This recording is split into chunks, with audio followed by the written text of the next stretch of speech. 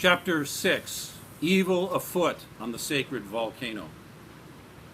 Mahina, the moon, half full like a weary, heavy-lidded eye, gazes down on the mysterious procession as they descended the devastated slope.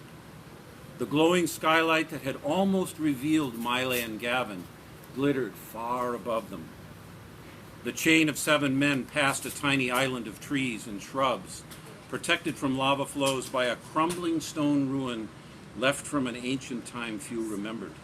In fact, those stones had stood hidden in the brush since the island's earliest habitation, long before the great Tahitian priest Baal and his warriors and clergy and their practice of human sacrifice sailed to Hawaii to overthrow the islanders who had lived peacefully for at least 1,000 years.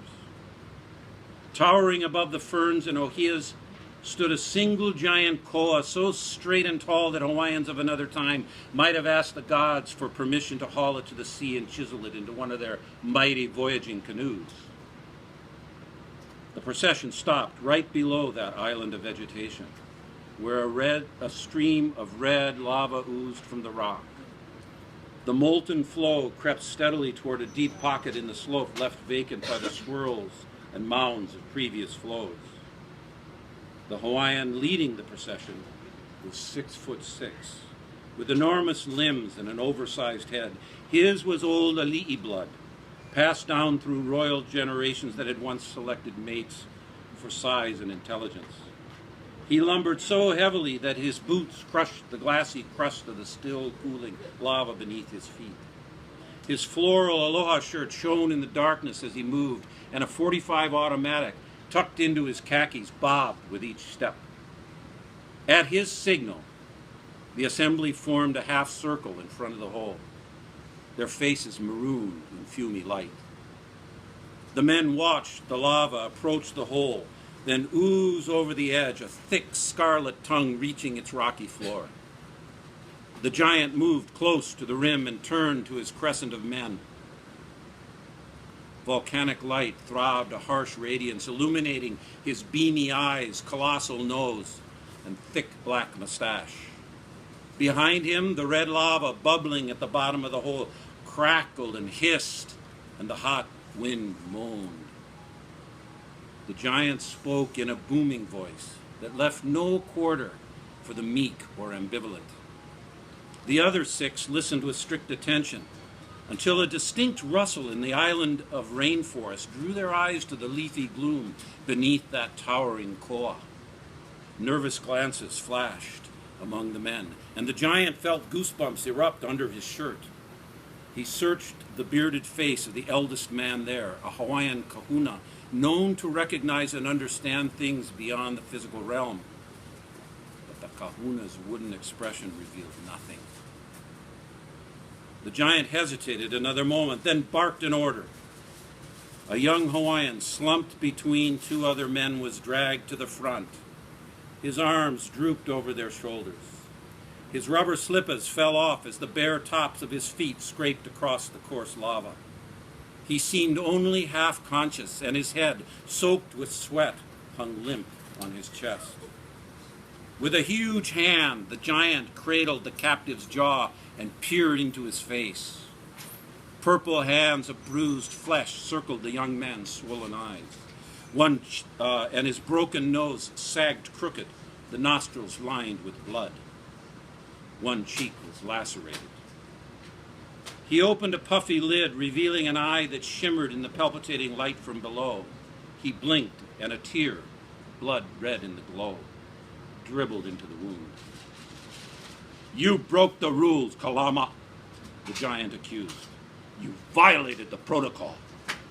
"I followed true protocol," the beaten man replied wearily, the words mangled in his swollen mouth. "The ancient rules." The giant tightened his grip on the young man's jaw and jabbed his breastbone with a finger. "Those were your own rules, brah. You betrayed your ohana." "Ohana?"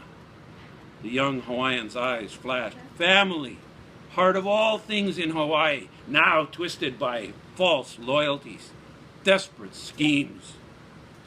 He struggled to shake free his head, but the giant's grip was too powerful. We warn you, Kalama. You're too radical. The giant let the captive's head drop. You become dangerous. The young Hawaiian struggled to raise his head, gasping his last audible words. Makaha, you, kumakaia, traitor. The giant Makaha stared at the limp figure held before him and shook his massive head. Kamapule, halaole, innocent fool. Shoving his big hands under Kalama's armpits, he yanked him from his men's grip and leaned the sagging body out over the bubbling lava. Smoke rose from Kalama's pant legs, and he started to swoon.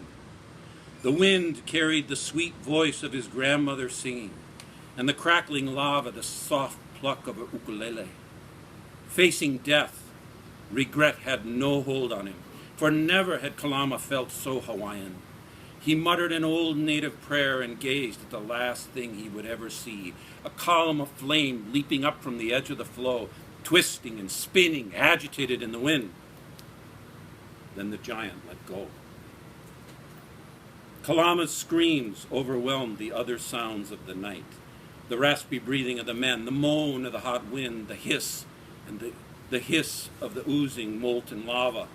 Then, as the echoes of shrieks faded into the rock and trees and moonlit haze, another scream resounded across the volcano's flank, the cry of an owl. The circle of men stepped back, cowering, their faces turned in the direction of the giant koa tree. The body sizzled and popped like a boar hung above a luau fire. The sharp odor of burning flesh rose from the hole, mingled with the nauseous tang of sulfur. Bandanas over their mouths, the men slowly rejoined Makaha at the rim of the radiant hole. A bright yellow flame danced wildly above the heart of the dead man, flashing on the contorted features of the murderous clan. Makaha noted each man's reaction in the log inside his head. The bearded kahuna stepped out of the half circle, a blue plastic bag in his hand, and surprised Makaha by withdrawing from it a garland of deep green leaves. It was maile, sweet scented vine of the upland forest, a lei reserved for special occasions. The elder held it above the funeral pyre, muttered a litany of Hawaiian words, then tossed the lei onto the half-buried char of the young man. Makaha turned to the group, the scented leaves smoldering behind him. "Pow!" he declared. The kahuna threw the blue bag toward the smoking fissure, but the wind caught it, tossing it into the island of vegetation. The giant turned to go, and the others followed him back into the moonlit haze beyond the ruby glow. A new layer of lava was already covering the old one, forever concealing Kalama's remains inside Kilauea. But the winds sweeping over the devastated slope carried the vile stench of his death.